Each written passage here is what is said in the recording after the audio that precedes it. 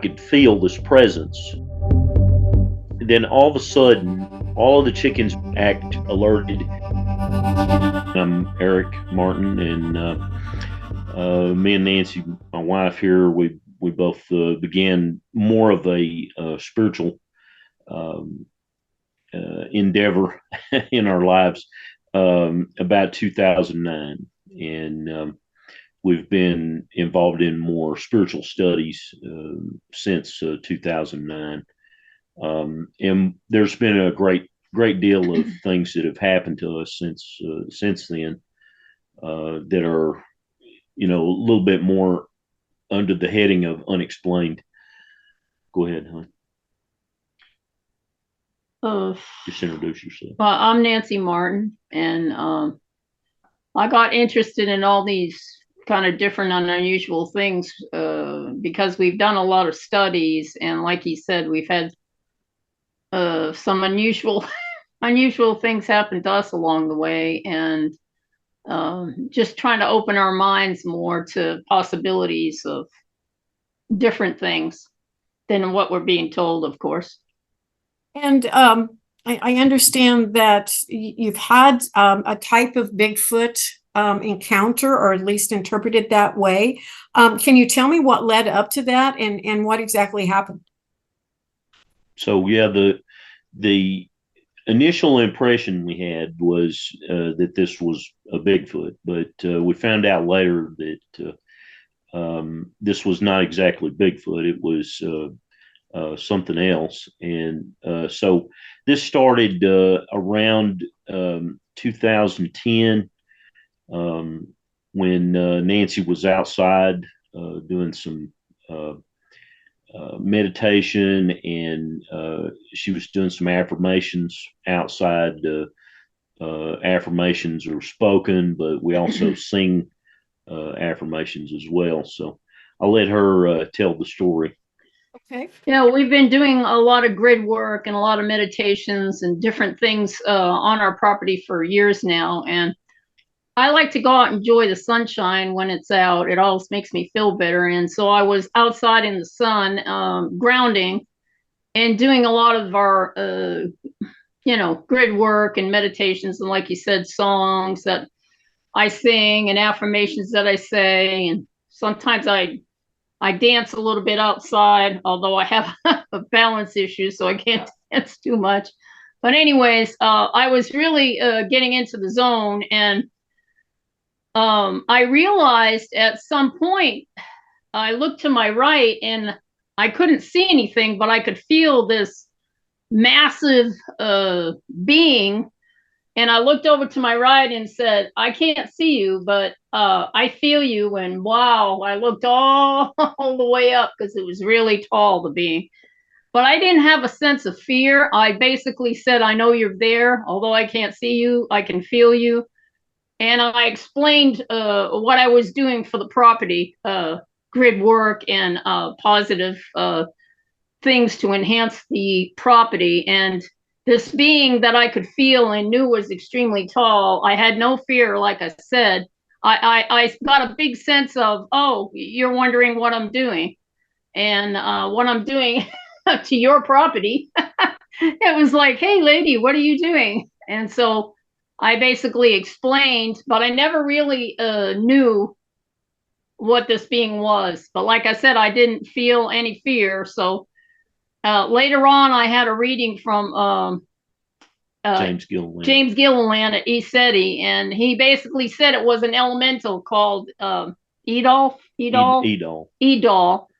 And yeah, he's kind of he lives on the property, and he's like me. He's kind of like a grid keeper for the property, a gatekeeper.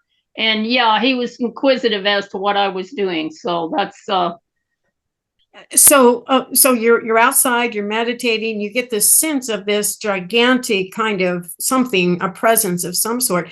Was it the size that you were feeling that made you kind of lean toward a possible Bigfoot? Yeah, at first I didn't know what it was or what the being was. And yes, I thought, well, it was very big. I could feel that it was real tall, and so I just naturally assumed that it might have been a Bigfoot, although I didn't say anything about it being a Bigfoot. I just said, I know you're here. I can sense you. I can feel you. You know, I know how you're really tall, and I told the being what I was doing. So I just assumed it might be a Bigfoot, but I wasn't really sure, and I wasn't really feeling that it was a Bigfoot. And then later on, when I had a reading from Gilliland, yeah, he said it was a elemental. And one of my friends who's into elementals, I asked him back in the day, can they be tall like that? I always thought they were to the small side. And he said, oh, they can make themselves any size, really small, really big, really tall. So, yeah. So you got some footage of this. And how did you capture that? Okay, so we have to fast forward from 2010 and from when Nancy had her reading with James Gilliland. We back this summer, I believe the video clip is dated in July, could be June. There's a couple of them there, so I'm just remembering the dates, but I'm not remembering which one goes with which. But anyway, there is a video of a single orb outside on our hovering over our deck, and there's a period of time in that clip where I had heard a noise outside, and so I'm investigating with the flashlight, shining it out the sliding glass door, and the orb is just bouncing back and forth during that time period over the deck, and you can see that clearly in the video. This orb, appears on the video to be in the neighborhood of the size of a softball or a large grapefruit. The orb was not visible in my direct vision, but the infrared camera picked it up no problem. And then the same thing with the other clip. The orbs appear, very visible with the infrared. How was it that you had an infrared camera? What was the source of that?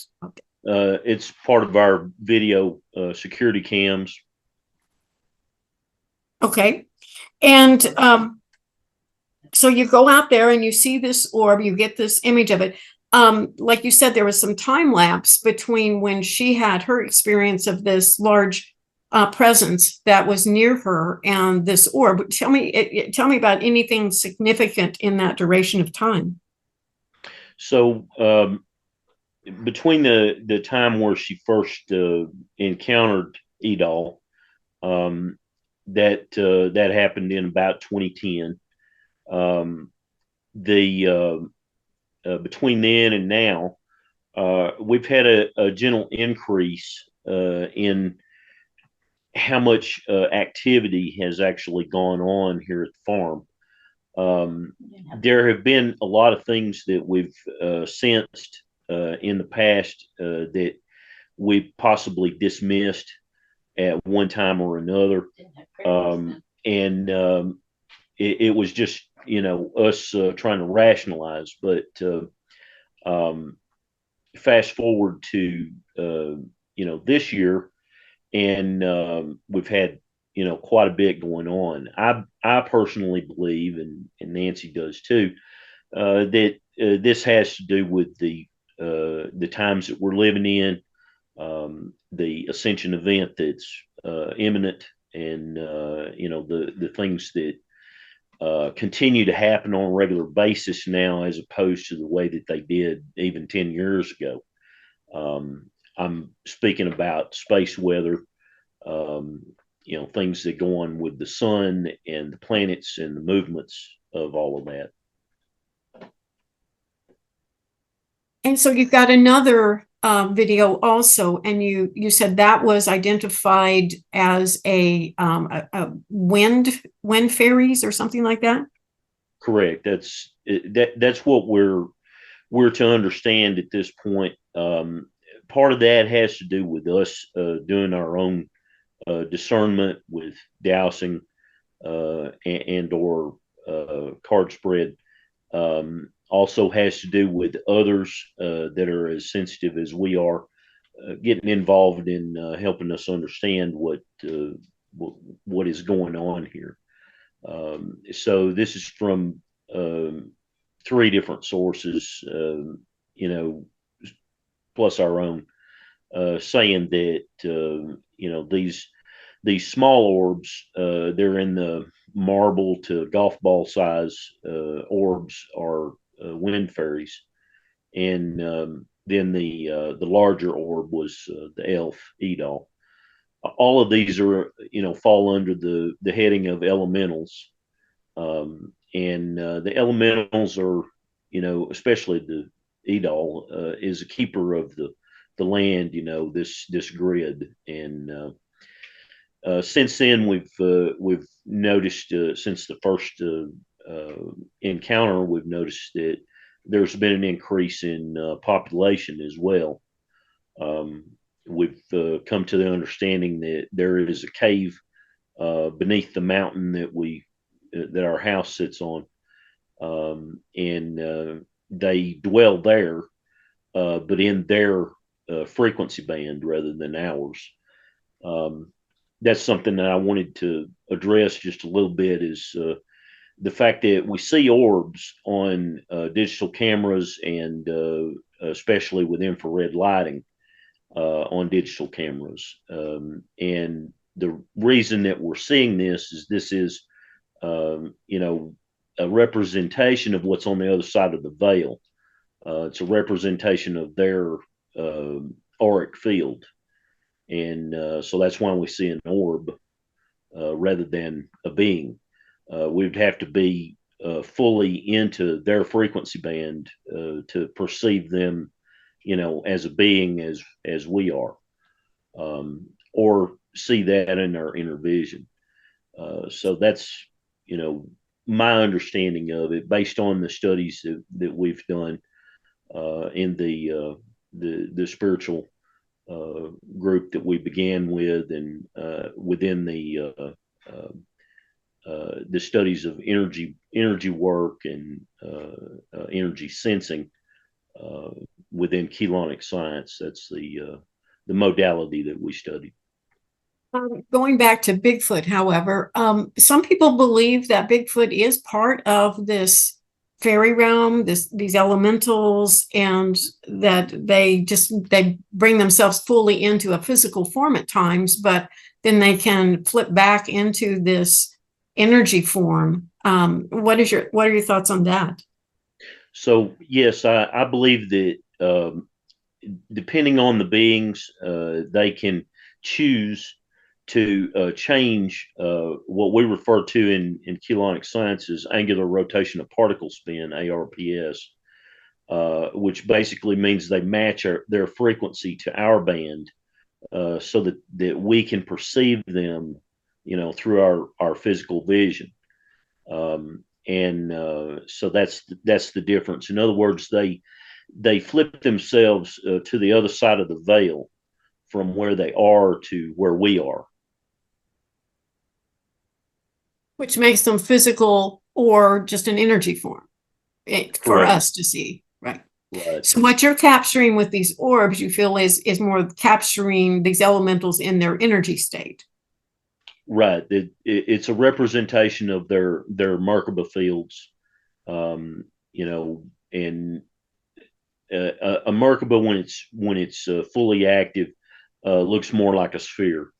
But when it's completely still, or you're looking at one frame of a Merkaba field, you see the Star of David, the six-pointed star. So have you seen anything else on your property besides these orbs or this energy? All right, so we have another story to tell. this year, earlier this year in the spring, we had. I've been working on building a new chicken coop, and we added chickens early this year, back in March, and so in the process of building that coop, I've had different things that I was trying to finish up, and I was installing a automatic chicken door, one that would open and close at certain times of the day and evening, so that they could go and come as they want to during the day, and allowing them to free range.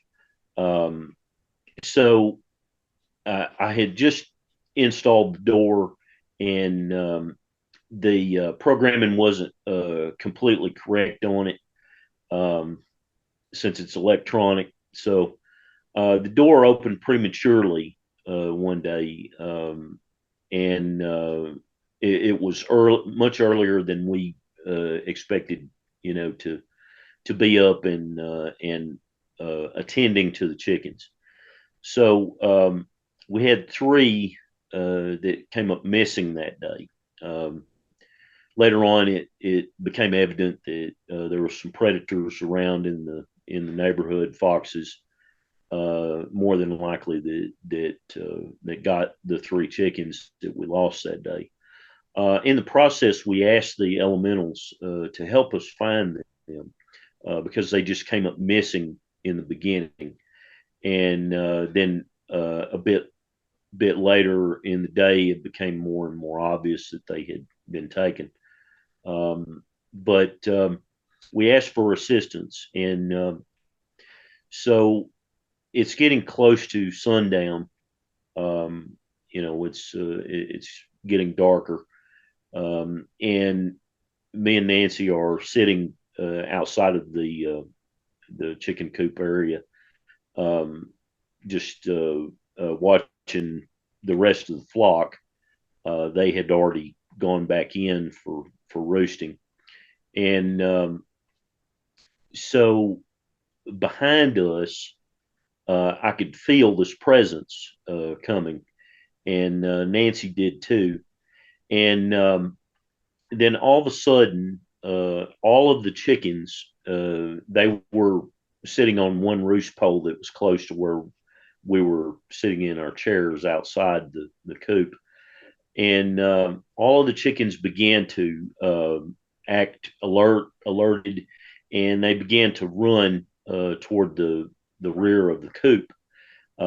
We also began at that moment to hear this loud wing flapping noise, and this noise began to get more and more higher in volume, as well as it. I could feel what felt like wind moving behind me, and it felt like there was a giant bird behind us. And me and Nancy both turned almost immediately. We're talking, in the all of this happened within like 1 second or 2 seconds. We both turned, and there was nothing there that we could perceive, either in our peripheral vision or our straight on vision. But we first began to believe that was possibly avians, but later on we began to look around. There was a specific direction that they trailed, this sound and the movement trailed into, and so we followed that, and we found signs of the feathers from the chickens that were abducted that day by the foxes, and so that was where we really began to understand what happened with the chickens and why, and they helped us, with finding that. After that happened, we began to work within our own discernment about all of that, and it came to the conclusion eventually that that was Edol and some others with him trying to help us understand what happened with our chickens. Exactly. So, have you had any encounters with craft or UFOs out there? We've seen movements in the night sky, much like they capture on video at ECETI Ranch. Um, so yes, we've seen things, as far as UFOs are concerned. But have we seen anything close up? Nothing close up except for elementals at this point in time. If you've experienced anything, you've never seen like what you would call aliens, or do you think the aliens are also related to these elementals?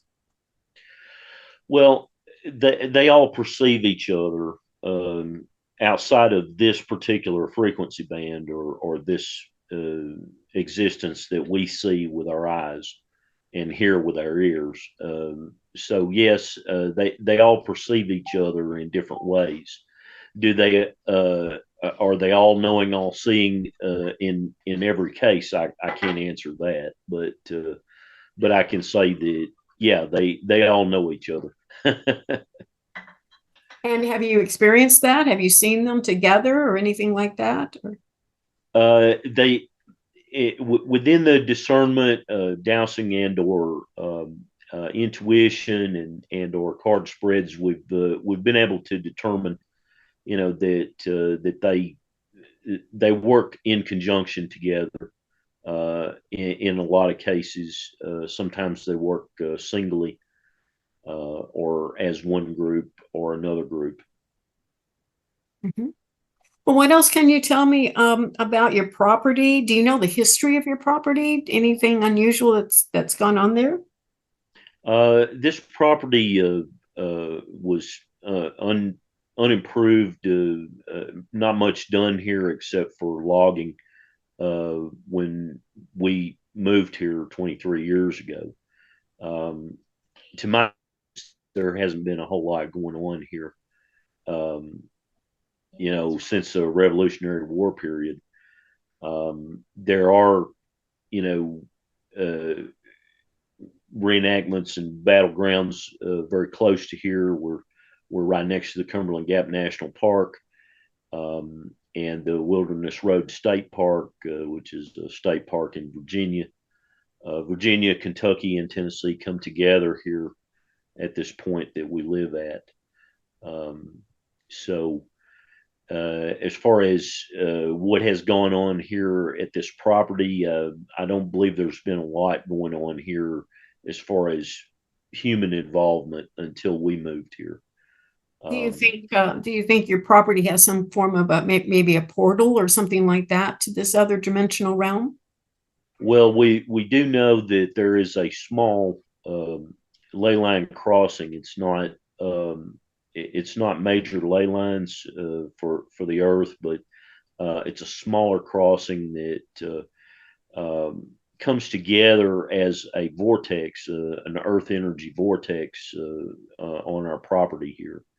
And the fairies definitely, the Fae folk definitely like that particular area. And of course, we've done everything we can to cleanse and clear energetically in this area, and we usually pay respects to the Fae folk when we do so here. I think that's part of the reason why we have a rapport going with the elementals here at close to this property. Do you think Bigfoot falls into that Fae group? I don't think that Bigfoot is actually one of the elementals. I believe that Sasquatch and or the Earth indigenous peoples. I believe that those groups are separate. If you look into some of the lore from from other whistleblowers, people that have named information on this particular subject. They have referred to Bigfoot or Sasquatch to being transplants from different planets to this one. But this happened millions of years ago before we were even here. So you think they're just flesh and blood creatures? Well, yes, they're not exactly the same physical makeup as us, but yes. And I believe that they're a bit more advanced than we are rather than less advanced than we are. And I think it's been that way from the beginning. I think that's why they haven't found one yet, so to speak, because they're able to slip in and out at the speed of thought from our angular rotation of particle spin. So they do basically the same thing as the elementals. They flip into this physical reality as we see it, as our five senses are able to perceive it, or they just flip out of that. Is that what you're saying? At the speed of thought, yes. Well, what else can you tell me about your property or your personal experiences there? So this is a mountainous area. We're part of the Smoky Mountains, Great Smoky Mountains range. The Appalachian Trail also has a trailhead very close to here. This entire area is filled with sandstone quartz crystal combination. The area has stones. I mean, I can't do any outdoor work at all. The joke is you can't throw a shovel down out here without hitting, one of these sandstone quartz crystal rocks. And there have been deer trails and so on through this area, like I said, since before the Revolutionary War period. So that the Native Americans traveled through, following these trails, looking for game at that during those times.